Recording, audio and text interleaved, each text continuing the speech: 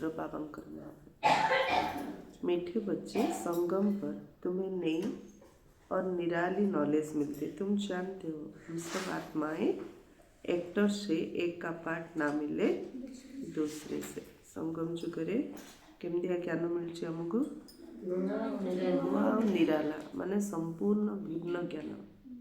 दुनिया रे केते प्रकार पाठ पढ़ाउछन्ति से पाठड़ू बाबा को पाठ पूरा अलग। तेणु आम जाचे आमको आत्म अभिमानी होबार अच्छे नहीं कि आम आत्मा माने सब अभिनेता ना। तो आत्माभिमानी हेले ही अभिनेता भाविबा अन्य को मध्य अभिनेता रूप में देखिया। अभिनय तो डिफरेंट रही ना। समस्त अभिनय कौन एकापरी हम कि हेनी से। हाँ यहाँ तो ड्रामा ना। ड्रामार मजा केतବେଳେ आसे जो समस्त अभिनय अलग अलग हम। एकापरी हेले कौन मजा लगे ड्रामा परी लगे कि ना। से जनक पार्ट अन्य जन सहित मिसी पार ना। प्रश्न माया उपर विजय प्राप्त करने तुम रूहानी योद्धा बा क्षत्रिय मानक क्यों उपाय मान मिल जाइए? आत्मिक स्थिति आत्मिक स्थिति भावना भल रखिया जहाँ होची कल्याण होची सुसाइड सीन में भाविया। ब्रह्मास्त्र कौन? मनमनाभ महामंत्र। ब्रह्मास्त्र कौन?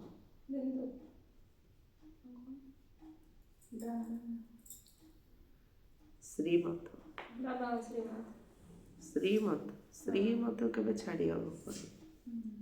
माया को रूप नहीं कि आसु केमिति आक्रमण कर बाबार श्रीमत रे चले से केबे माया पाखरे हारियोनी। माया ता पाखरे हारियो सी माया पाखरे के हारियो। से सब मत बाबांकर श्रीमत रे चलिए सब चेक करिया मो बाबांकर श्रीमत रे चलु चाहिए। हे रूहानी क्षत्रिय माने तुम्हें सर्वदा श्रीमत रे चलुता। रूहानी क्षत्रिय सर्वदा श्रीमत रे चलुता। आत्माभिमानी बाबा को मन पकाओ। प्रतिदिन सकाल सकाल उठी जोगयुक्त स्थिति रहिबार अभ्यास कर तेबे माया उपर विजय प्राप्त कर। आत्माभिमानी बाबा को मन पका सकाल सकाल उठी आत्मिक स्थिति रही जदि बाबा को याद करिया माया उपर विजय प्राप्त कर। आमको बारंबार प्रैक्टिस करिया। मु आत्मा भ्रुकुटी मझे चमकुचे।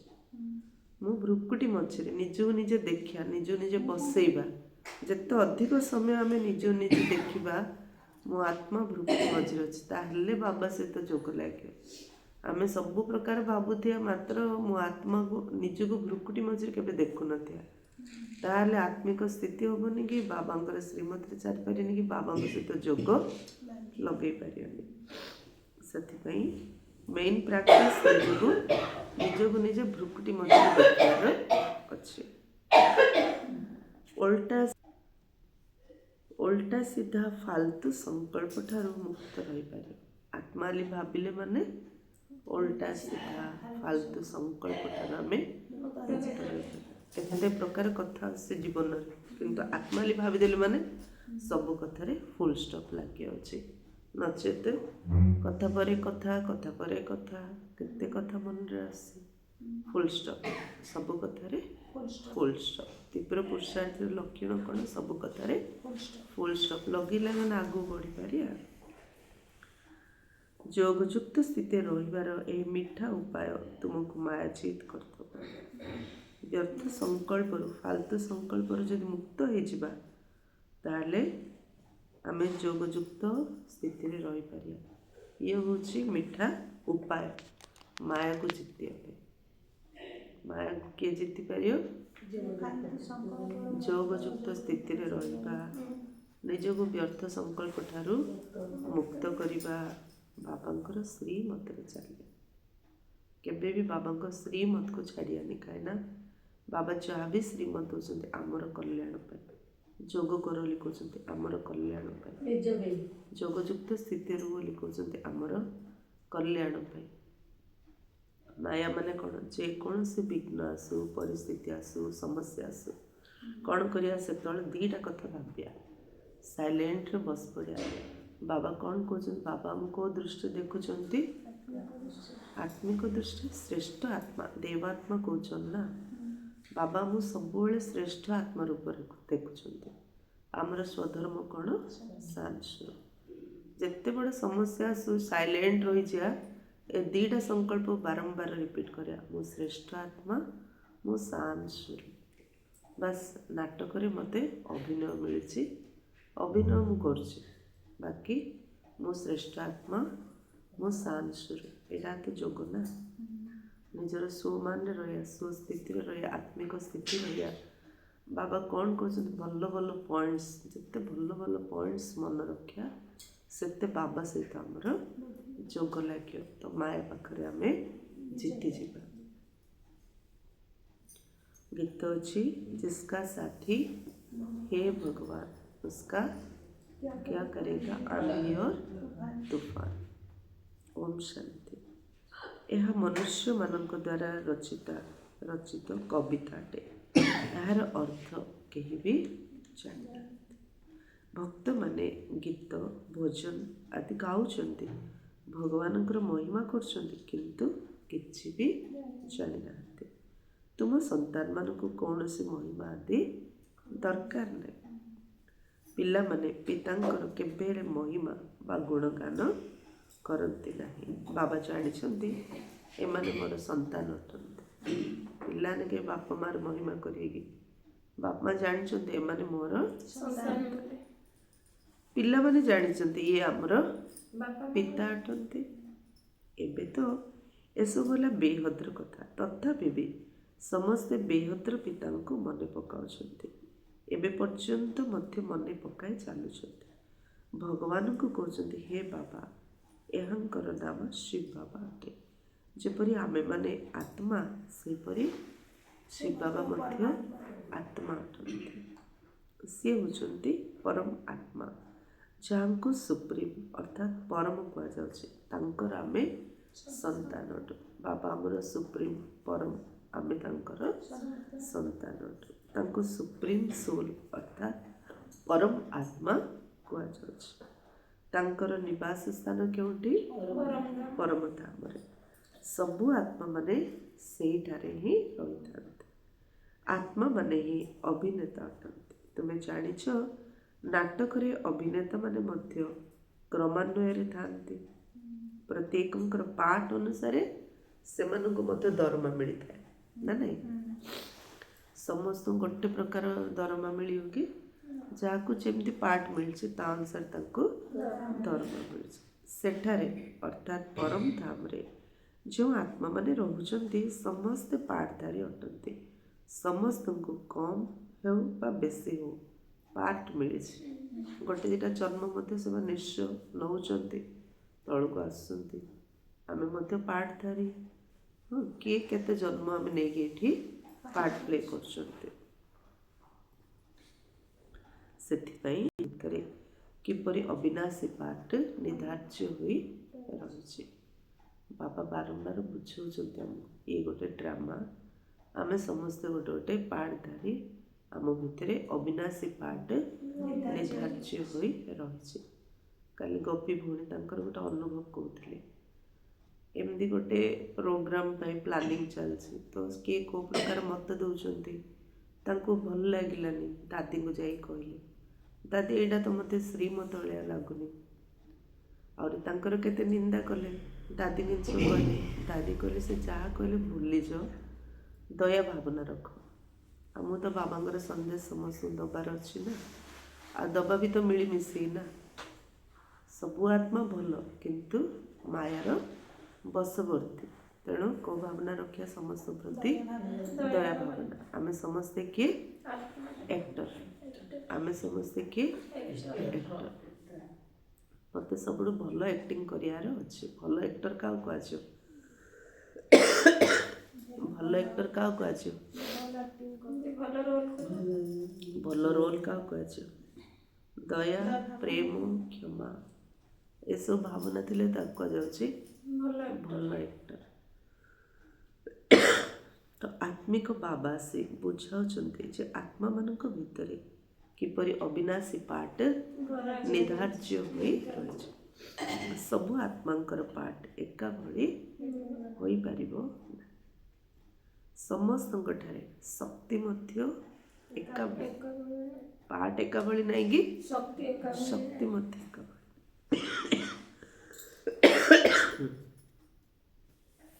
तुमे जानिछ सबुठारु उत्तम पाठ सेई मानकर जेउमाने शिवंकर रुद्रमाଳାର प्रथम नंबर रहिछन्ति। शिवंकर रुद्रमाଳାର प्रथम नंबर रहिछन्ति।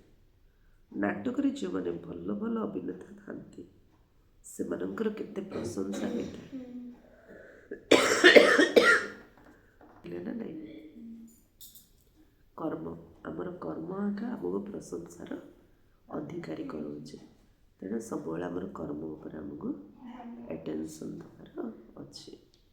से बाबा कौन कहले नाटक जो मैंने भल भल अभिनेता थांती से केते प्रशंसा होता है केवल तांको देखिया पे लोक माने जाई थांते। तबे यह बेहद्र ड्रामा बा नाटक अटे। ए बेहद्र ड्रामा रे मध्य सर्वोच्च अभिनेता एकमात्र बाबा ही अटंती। सर्वोच्च अभिनेता एकमात्र बाबा ही अटंती। तांको सर्वोच्च अभिनेता रचयिता निर्देशक मध्य कुहाଯିବ। ସେମାନେ निर्देशक आदि आदि ସେମାନଙ୍କୁ ନିଜର सीमित अभिनय मिलছে। वास्तव रे पाठ आत्मा करिଥାଏ किंतु देह अभिमान कारण कही दउछि जे मनुष्यर एही भଳି पाठ रहिছে। एक्चुअली पाठ किए करछि आत्मा करछि। बाबा कहउछन्ति सारा पाठ आत्मार। एबे समस्तଙ୍କୁ आत्माभिमानी हेबाकू पड़ियो। एबे समस्तଙ୍କୁ आत्माभिमानी हेबाकू पड़ियो। बाबा बुझाइछन्ति सत्य जुगरे समस्ते आत्माभिमानी थांते। बाबांको जानी न थांते। एठारे कली जुगरे तो आत्माभिमानी भी नुहंती कि बाबांको मध्य जानी नांती। एबे तुमने आत्माभिमानी हेउछ एवं बाबांको मध्य जानिछ। सत्य जुगरे आत्माभिमानी हेबे मात्र बाबांको के जानिनी। तुम ब्राह्मण मानक स्वतंत्र ज्ञान मिलुଛି। एबे तुमने आत्मार परिचय पाई सारिछ जे आमे आत्मा माने अभिनेता अटु। समस्त को पाठ मिलছে जाके जणकर पाठ अन्य जणक सहित मिसी पारियो नै। सेते बाबा सबले साक्षी द्रष्टा। जोग लागुनी जोग केमदी लाग्यो कहार जोग लाग्यो जे गोटे पुरुषार्थ करियो सबले साक्षी ही देखियो। समस्त पाठ को साक्षी ही देखियो। एक द्वितीय रे सब कथार जोड़ सेठी फुल स्टॉप लगे दो। दुई तृतीय रे सबले निज ऊपर अटेंशन। स्व परिवर्तन द्वारा ही विश्व परिवर्तन बाबा कहउछन। तीनटा जिनस ऊपर जे अटेंशन दबो तार जोग लागे। एमदी नै जे हम एठी बसी पड़ले जोग लागिछ ना। सारा दिन कर्म उपर अटेंशन। केते दिन साक्षी देखिया मल्ला जाई हम साक्षी की देखियार अछि। सब कथार हम बारंबार फुल स्टॉप लगार अछि। तृतीय रे सबले अटेंशन निज ऊपर दबार अछि। आमे साप आ निशुणीर सीढ़ी खेल खेलुले ना लूडो खेल पछपटे दुई पके देले माने दुई रु जीव सीधा 100 को। साप सब तलू तलू से गिली दूसरी कि निशुणी सीधा पास करुच्छी। गोटे नंबर एपट सेपट हेले तलू खसी आउछ पूरा जीरो को पळि आउछ। गोटे नंबर एक्स्ट्रा पके देले माने पूरा निशुणी ऊपर को आमे चढ़ी जाउछे ना नहीं। साक्षी की देखले फुल स्टॉप लगेले पूरा निशुणी ऊपर चढ़ीले पास। इंटरफेयर कले सब कथा इंटरफेयर कले माने सब कथारे फेल हेले। साप जेमती आम गिली देला से बारंबार आम कौन अभ्यास करार अच्छी आत्म अभिमानी स्थिति साक्षी द्रष्टा फुल स्टॉप। ସମସ୍ତଙ୍କୁ ପାର୍ଟ ମିଳିଛି, ଯାହାକି ଜଣଙ୍କର ପାର୍ଟ ଅନ୍ୟ ଜଣଙ୍କ ସହିତ ମିଶିପାରିବ ନାହିଁ। ସେଇ ପାର୍ଟ ମଧ୍ୟ ସବୁ ଆତ୍ମାରେ ହିଁ ରହିଛି। ଏମିତି ତ ଯେଉଁ ସବୁ ନାଟକ ତିଆରି କରୁଛନ୍ତି ସେଥିରେ ମଧ୍ୟ ଆତ୍ମା ହିଁ ପାର୍ଟ କରିଥାଏ। ଭଲ ପାର୍ଟ ମଧ୍ୟ ଆତ୍ମା ହିଁ ନେଇଥାଏ। ଆତ୍ମା ହିଁ କହିଥାଏ ମୁଁ ଗଭର୍ଣ୍ଣର ଅଟେ, ଅମୁକ ଅଟେ, କିନ୍ତୁ ଏମାନେ କେହି ବି ଆତ୍ମ ଅଭିମାନୀ ନୁହନ୍ତି। କହୁଛି ତ ସବୁ ଆତ୍ମା, ମାତ୍ର କିଏ ହେଲେ ଆତ୍ମ ଅଭିମାନୀ ନୁହନ୍ତି। ସତ୍ୟ ଯୁଗରେ ବୁଝିବେ ଯେ ମୁଁ ଆତ୍ମା ଅଟେ, ଗୋଟିଏ ଶରୀର ଛାଡ଼ି ଅନ୍ୟ ଏକ ଶରୀର ଧାରଣ କରିବେ, କିନ୍ତୁ ପରମାତ୍ମାଙ୍କୁ ସେଠାରେ କେହି ବି ଜାଣିନଥାନ୍ତି। ବର୍ତ୍ତମାନ ତୁମେ ସବୁକିଛି ଜାଣିଛ ଶୂଦ୍ର ଏବଂ ଦେବତାମାନଙ୍କ ଠାରୁ। ତୁମେ ବ୍ରାହ୍ମଣମାନେ ଉତ୍ତମ ଅଟ। ଶୂଦ୍ରଠୁ ମଧ୍ୟ ଉତ୍ତମ, ବ୍ରାହ୍ମଣ ଦେବତାମାନଙ୍କଠୁ ମଧ୍ୟ ଉତ୍ତମ। ତେବେ ଏତେ ସବୁ ବ୍ରାହ୍ମଣ କେଉଁଠୁ ଆସିବେ? ଯେଉଁମାନେ କି ସତ୍ୟଯୁଗର ପ୍ରଜା ହେବେ। ଲକ୍ଷ ଲକ୍ଷ ସଂଖ୍ୟାରେ ପ୍ରଦର୍ଶନକୁ ଆସୁଛନ୍ତି। ଯେଉଁମାନେ ଭଲ ଭାବରେ ବୁଝିଲେ, ଜ୍ଞାନ ଶୁଣିଲେ, ସେମାନେ ପ୍ରଜା ହେଇଗଲେ। ବୁଝିଲେ, ଜ୍ଞାନ ଶୁଣିଲେ, ସେମାନେ ପ୍ରଜା ହୋଇଗଲେ। ଗୋଟିଏ ଗୋଟିଏ ରାଜାଙ୍କର ବହୁତ ପ୍ରଜା ଥାନ୍ତି। ତୁମମାନେ ବହୁତ ପ୍ରଜା ତିଆରି କରୁଛ। କେହି କେହି ତ ପ୍ରଦର୍ଶନୀ, ପ୍ରୋଜେକ୍ଟର ଆଦିରୁ ବୁଝି ମଧ୍ୟ ବହୁତ ଭଲ ପୁରୁଷାର୍ଥୀ ହୋଇଯାଆନ୍ତି। ପ୍ରଦର୍ଶନୀ ବୁଝିରି ମଧ୍ୟ ବହୁତ ଭଲ ପୁରୁଷାର୍ଥୀ ହୋଇଯାଆନ୍ତି। ଶିକ୍ଷା ଗ୍ରହଣ କରନ୍ତି, ଯୋଗ ମଧ୍ୟ କରନ୍ତି। ଏବେ ସେମାନେ ସମସ୍ତେ ଆସିବେ। ପ୍ରଜା ବି ବାହାରି ଆସିବେ, ପୁଣି ସାହୁକାର, ରାଜା, ରାଣୀ, ଗରିବ, ସାଧାରଣ ପ୍ରଜା ସବୁ ପ୍ରକାର ବାହାରିବେ। ରାଜକୁମାର, ରାଜକୁମାରୀ ମଧ୍ୟ ବହୁତ ହୋଇଥାନ୍ତି। ସତ୍ୟଯୁଗରୁ ତ୍ରେତା ଯୁଗ ପର୍ଯ୍ୟନ୍ତ ରାଜକୁମାର, ରାଜକୁମାରୀ ମାନେ ବର୍ତ୍ତମାନ ହିଁ ରଚନା ହେବେ। କେବଳ 8 ବା 108 ତ ହେବେ ନାହିଁ, କିନ୍ତୁ ବର୍ତ୍ତମାନ ସମସ୍ତେ ରଚନା ହେଉଛନ୍ତି।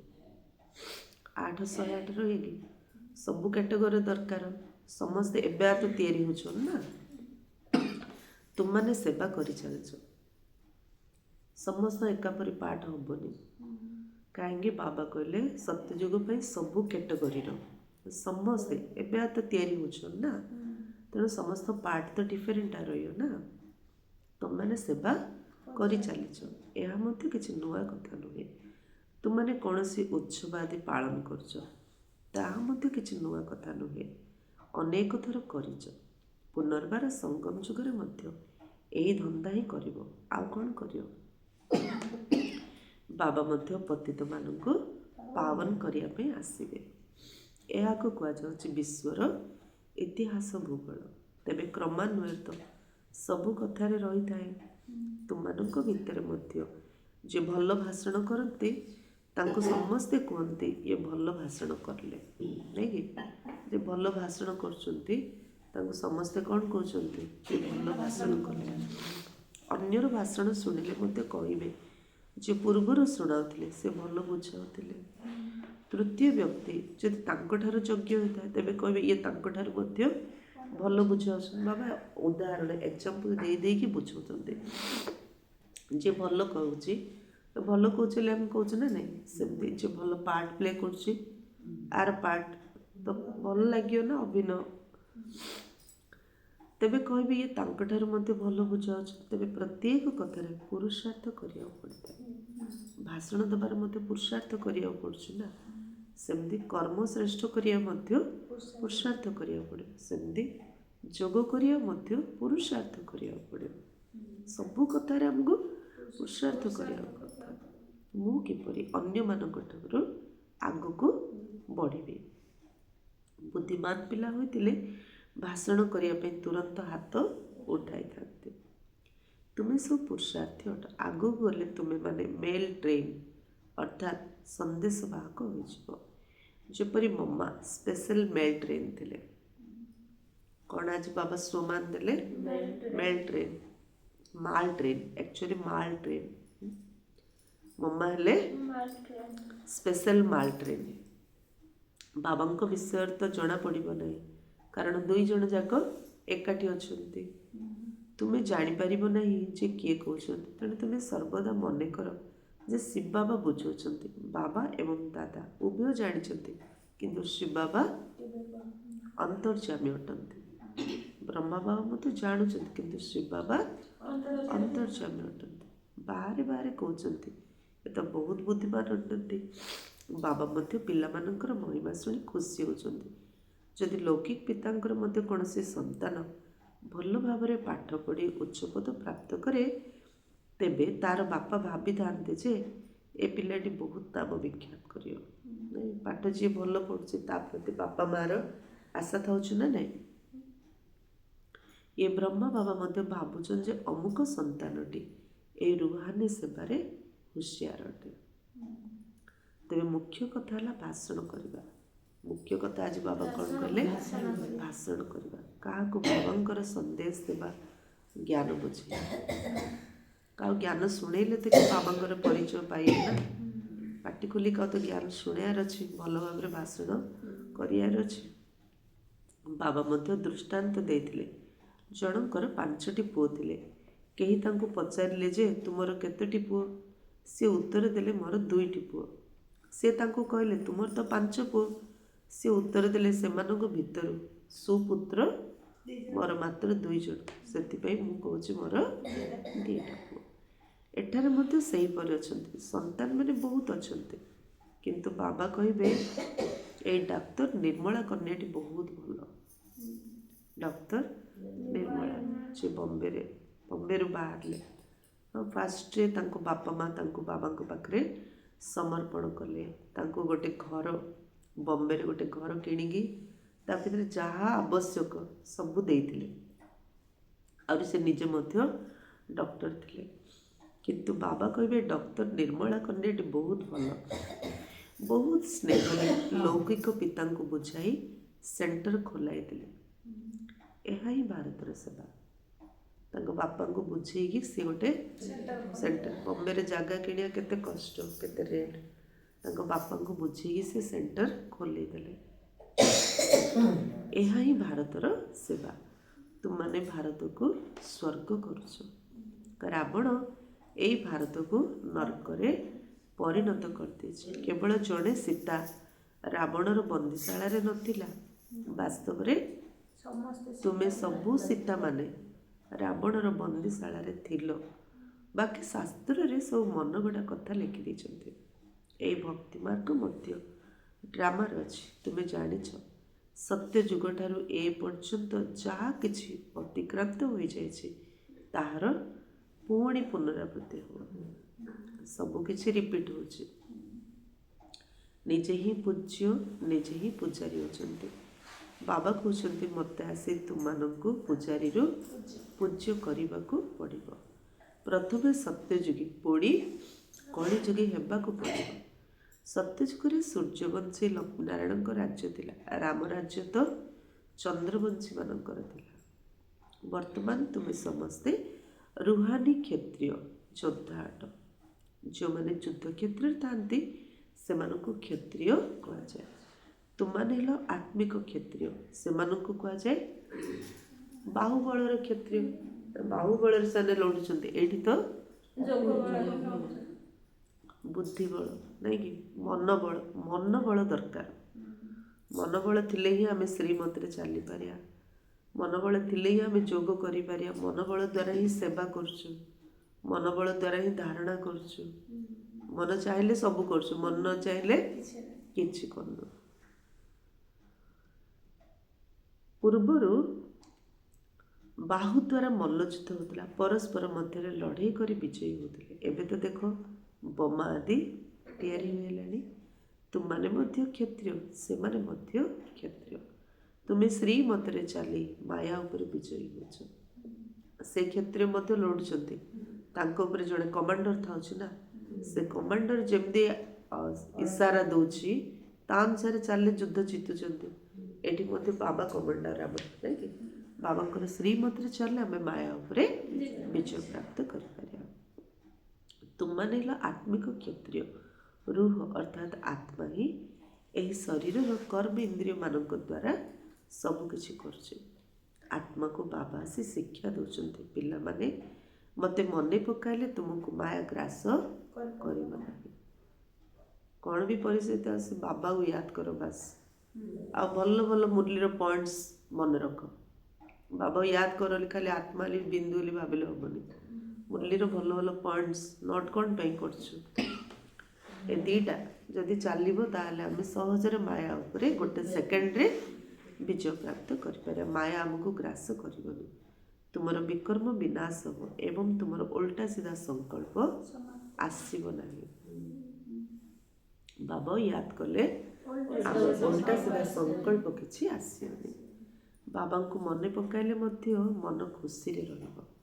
सेथिपे बाबा बुझाउछंती सकाळ सकाळ उठी यार अभ्यास करो। बाबा आपण केते मीठा अटंती। आत्मा कहूँ बाबा सकाळ सकाळ उठी कौन अभ्यास करिया बाबा आपण केते मीठा अटंती।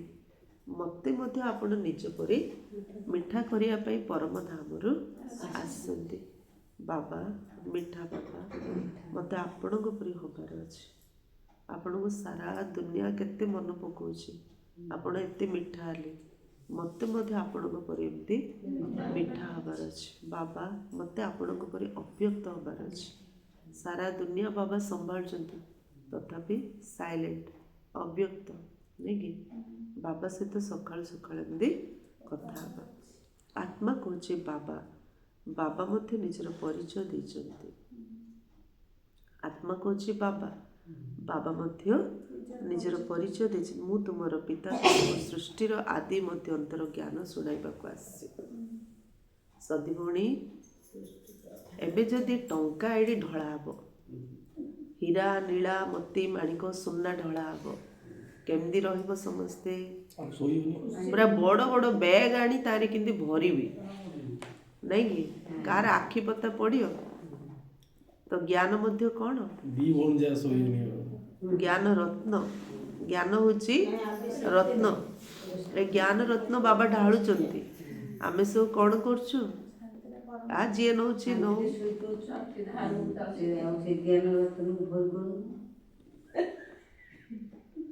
मु तुमर मुरली सुनला किन सुनियार अछि। बाबा कौन कहले सृष्टिर आदि मध्य अंतर ज्ञान सुनाइबाकु आसीछि। यह मनुष्य सृष्टि रूपी ओलटा वृक्ष। ये होची मनुष्य सृष्टि रूपी ओलटा वृक्ष। या भिन्न भिन्न धर्मर नहीं कि मनुष्य सृष्टि अटे। यहाँ को कहा जाए विराट लीला। ये सृष्टि होची गोटे विराट लीला। बाबा बुझाई चंती जे मु ए मनुष्य सृष्टि रूपी वृक्षर बीज रूप अटे। मु ए मनुष्य सृष्टि रूपी वृक्षर बीज रूप अटे। परिया रेट राति कम राति हेले सब मार्केट बैग धरी थाउछंती 10 टका 5 टका कम ओली आ बाबा एते ज्ञान रत्न दउछंती काहे मिले हां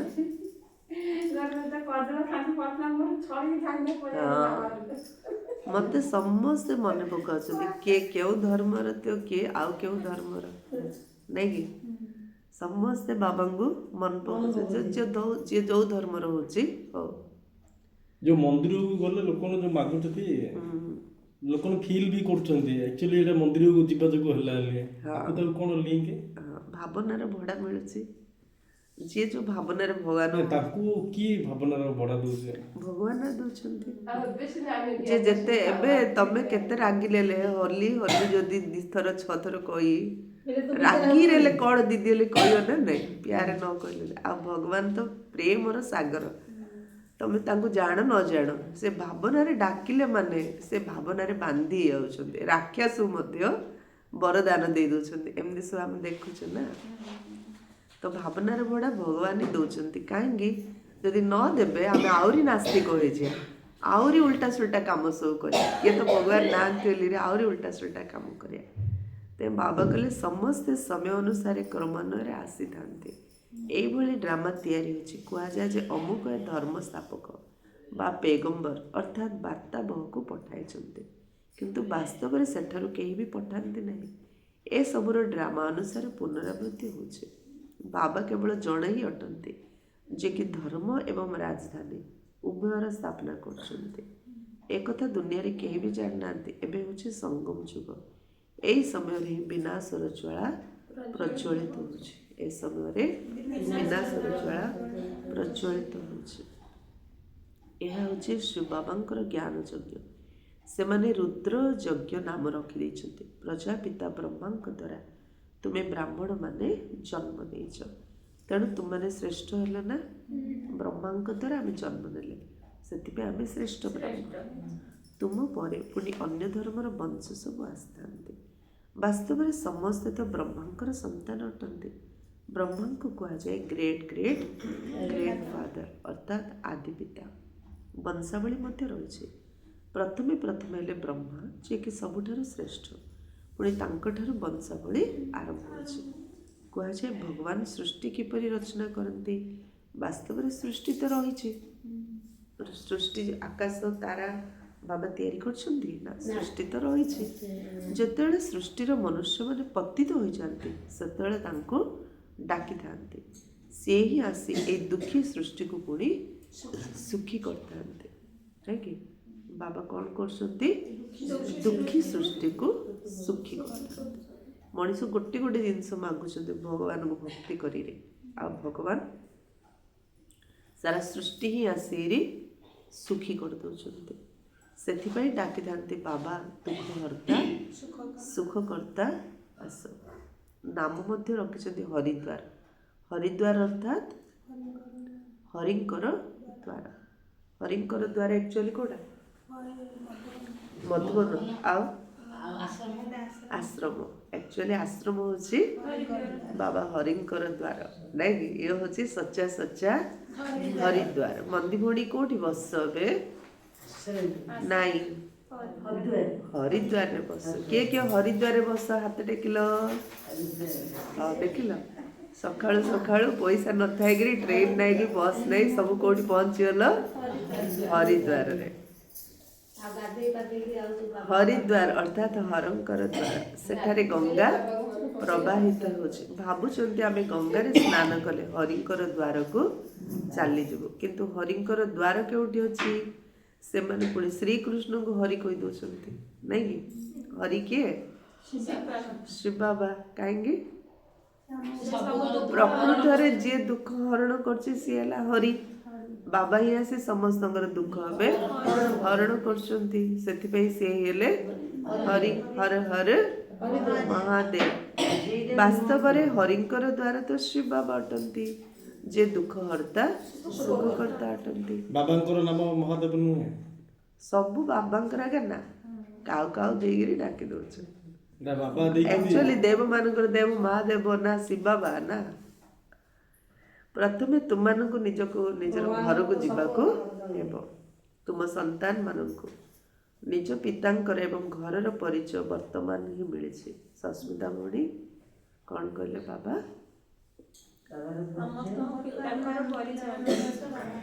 ସନ୍ତାନ ମାନଙ୍କୁ ନିଜ ପିତାଙ୍କର ଏବଂ ଘରର ପରିଚୟ ବର୍ତ୍ତମାନ ହିଁ ମିଳିଛି। ବାବାଙ୍କର ସ୍ଥାନ ଟିକେ ଉପରେ ରହିଛି। ମାଳାରେ ଫୁଲ ସବୁଠାରୁ ଉପରେ ଥାଏ, ତାପରେ ଯୁଗଳଦାନା, ତାପରେ ପୁଣି ରହିଥାଏ ବୈଜୟନ୍ତୀ ମାଳା, ଯାହାକି ବିଷ୍ଣୁଙ୍କର ମାଳା। ଯେଉଁମାନେ ବିଷ୍ଣୁଙ୍କର ଗଳାର ହାର ହୋଇଥାନ୍ତି, ସେଇ ଆତ୍ମାମାନେ ହିଁ ବିଷ୍ଣୁପୁରୀରେ ରାଜତ୍ୱ କରିଥାନ୍ତି। ଯେବେ ବିଷ୍ଣୁଙ୍କର ଗଳାରେ ହାର ହେବ, ସେ ବିଷ୍ଣୁପୁରୀରେ ରାଜତ୍ୱ କରିବ। ବ୍ରାହ୍ମଣମାନଙ୍କର ମାଳା ନଥାଏ, କାରଣ ସେମାନେ ବାରମ୍ବାର ତଳକୁ ଖସି ଯାଇଥାନ୍ତି। ବାବା ବୁଝାଉଛନ୍ତି ଯେ କ୍ରମାନ୍ୱୟରେ ତ ରହିବେ ନା, ବ୍ରାହ୍ମଣମାନେ ବାରମ୍ବାର ତଳକୁ ଖସି ଯାଉଛନ୍ତି, ତ ସମସ୍ତଙ୍କର କ୍ରମାନ୍ୱୟ। ଆଜି ଠିକ୍ ଅଛନ୍ତି, କାଲି ମାୟାର ତୁଫାନ ଆସିଯାଇଥାଏ। ଗ୍ରହଚାରୀ ଅର୍ଥାତ୍ ମାୟାର ପ୍ରଭାବରେ ଆସି ଥଣ୍ଡା ହୋଇଯାଆନ୍ତି, ଅର୍ଥାତ୍ ପୁରୁଷାର୍ଥରେ ଢିଲା। ମାୟାର ପ୍ରଭାବରେ ଆସିଲେ ପୁରୁଷାର୍ଥରେ ଢିଲା ହୋଇଯାଆନ୍ତି। ବାବା କହୁଛନ୍ତି ମୋର ସନ୍ତାନ ହୁଅନ୍ତି, ଆଶ୍ଚର୍ଯ୍ୟ ଶୁଣନ୍ତି, ଅନ୍ୟକୁ କୁହନ୍ତି, ଧ୍ୟାନରେ ଯାଆନ୍ତି, ମାଳାରେ ମଧ୍ୟ ଗୁନ୍ଥା ହେବାର ଯୋଗ୍ୟ ହୁଅନ୍ତି, ପୁଣି ଏକଦମ ଭାଗନ୍ତି, ଅର୍ଥାତ୍ ଚାଲିଯାଆନ୍ତି, ଚଣ୍ଡାଳ ହୋଇଯାଆନ୍ତି। ତେବେ ବ୍ରାହ୍ମଣ ମାନଙ୍କର ମାଳା କିପରି ହେବ? ତେଣୁ ବାବା ବୁଝୁଛନ୍ତି ଯେ ବ୍ରାହ୍ମଣ ମାନଙ୍କର ମାଳା ହୁଏ ନାହିଁ। ଭକ୍ତ ମାଳାରେ ମହିଳାମାନଙ୍କ ମଧ୍ୟରେ ମୁଖ୍ୟ ହେଲେ ମୀରା ଏବଂ ପୁରୁଷମାନଙ୍କ ମଧ୍ୟରେ ମୁଖ୍ୟ ହେଲେ ନାରାୟଣ। ଏହା ହେଲା ରୁଦ୍ରମାଳା। ସଙ୍ଗମ ଯୁଗରେ ବାବା ହିଁ ଆସି ମୁକ୍ତି ଜୀବନ ମୁକ୍ତି ଦେଇଥାନ୍ତି।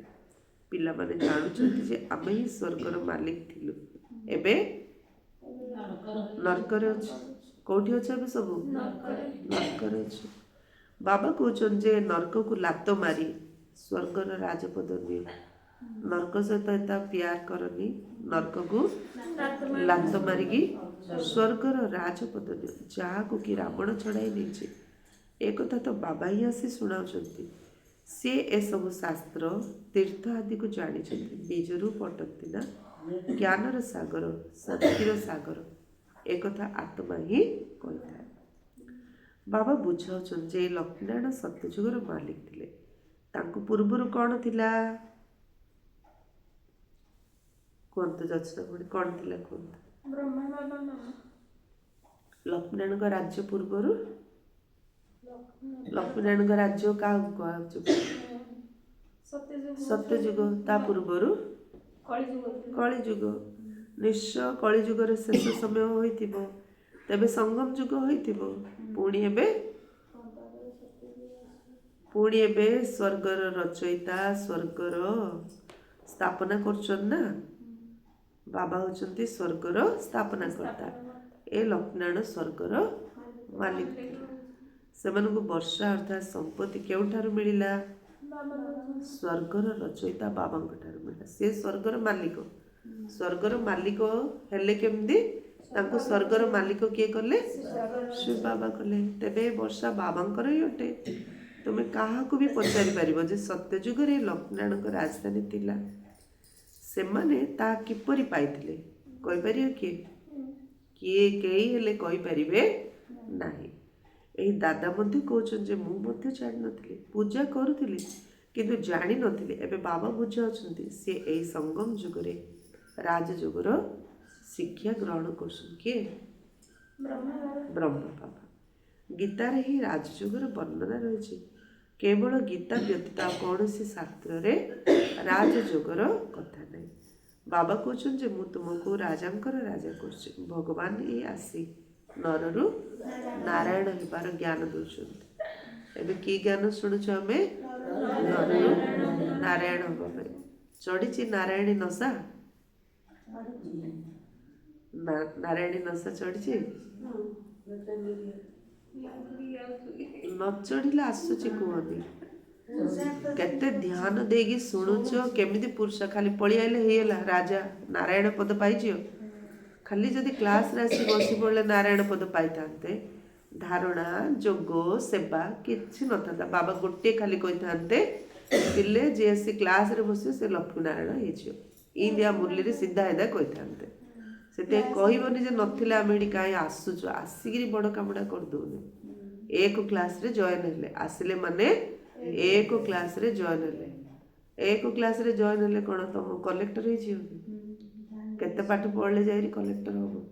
ସ୍କୁଲରେ ନାଁ ଲେଖିଦେଲେ କଲେକ୍ଟର ହେଇଯିବ କି?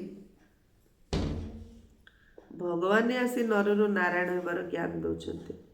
ଭାରତର ମୁଖ୍ୟ ଶାସ୍ତ୍ର ହେଲା ଗୀତା। କିନ୍ତୁ ଗୀତା କେବେ ରଚନା କରାଯାଇଥିଲା ଏକଥା କେହି ବି ଜାଣିନାହାନ୍ତି। ବାବା କହୁଛନ୍ତି ମୁଁ କଳ୍ପ କଳ୍ପର ସଙ୍ଗମ ଯୁଗରେ ଆସିଥାଏ।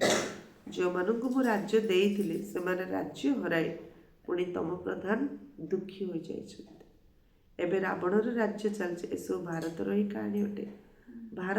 ଭାରତ ହିଁ ଆରମ୍ଭରୁ ଶେଷ ପର୍ଯ୍ୟନ୍ତ ରହିଛି। ଆଉ ସବୁ ଧର୍ମ ତ ପରେ ଆସୁଛନ୍ତି। ବାବା କହୁଛନ୍ତି ମୁଁ ତୁମମାନଙ୍କୁ 84 ଜନ୍ମର ରହସ୍ୟ ବୁଝାଉଛି। 5000 ବର୍ଷ ପୂର୍ବରୁ ତୁମେମାନେ ହିଁ ଦେବୀ ଦେବତା ଥିଲ। 5000 ବର୍ଷ ପୂର୍ବରୁ ତୁମମାନେ ହିଁ ଦେବୀ ଦେବତା ଥିଲ। ତୁମେ ନିଜର ଜନ୍ମକୁ ଜାଣିନ। ହେ ଭାରତବାସୀମାନେ, ବାବା ଅନ୍ତିମ ସମୟରେ ଆସିଥାନ୍ତି। ଯଦି ଆରମ୍ଭରୁ ଆସିଥାନ୍ତେ ତେବେ ସୃଷ୍ଟିର ଆଦି ମଧ୍ୟର ଅନ୍ତର ରହସ୍ୟକୁ କିପରି ଶୁଣାଇଥାନ୍ତେ? ଷ୍ଟୋରିଟା ସରିଲେ ତ ଜଣେ ଷ୍ଟୋରିଟା କହିପାରିବ ମୁଁ ସିନେମାଟା ଦେଖିଥିଲି, ଏମିତି ଷ୍ଟୋରି ଥିଲା। ଜଣେ ଦେଖିନଥିବ ବସିଥିବ, ତାକୁ ଯାଇ ପଚାରେ ଷ୍ଟୋରି କୁହ, ସେ ମୁଁ ତ ଦେଖିନି ତମକୁ କ'ଣ କହିବି ନା ନାଇଁ।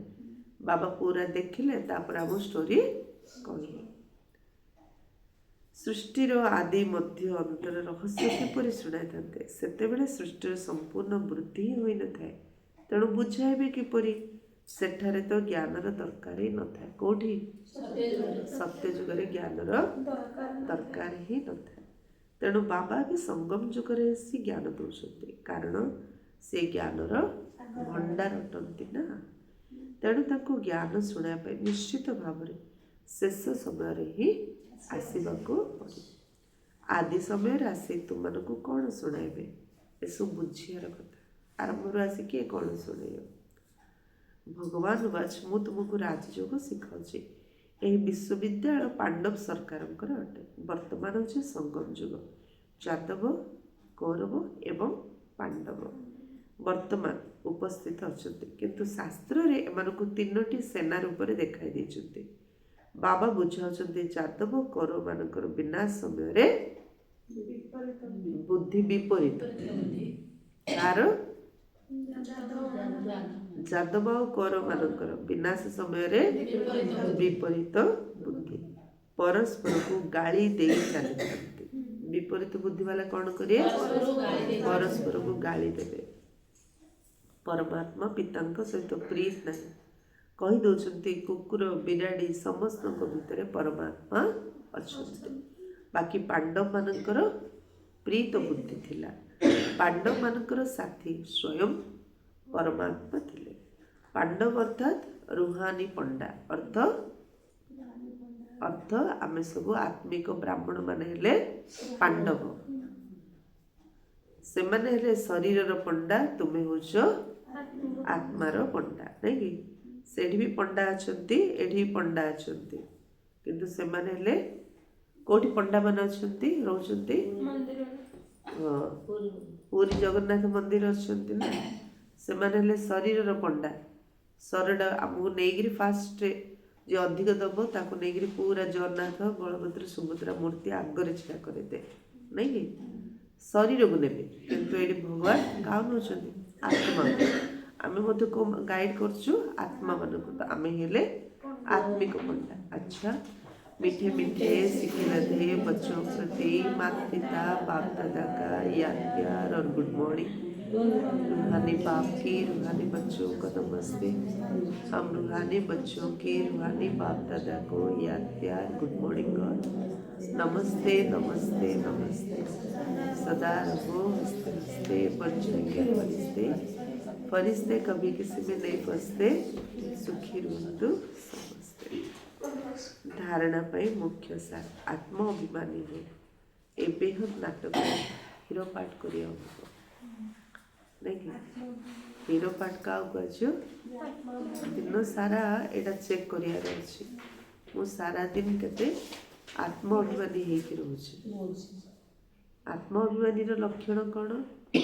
देह अभिमानी रो लक्षण कौन? भाबिबा, कहिबा, चालिबा, खाइबा, बुलिबा, देखिबा, अन्य मानक सहित मिसिबा, ए सबु कला बेले चेकिंग करिया एबे मु देह अभिमान अछि ना आत्म अभिमान अछि। तो धीरे धीरे आत्म अभिमान स्थिति व्यवहार द्वारा प्रैक्टिस आमर पक्का हो।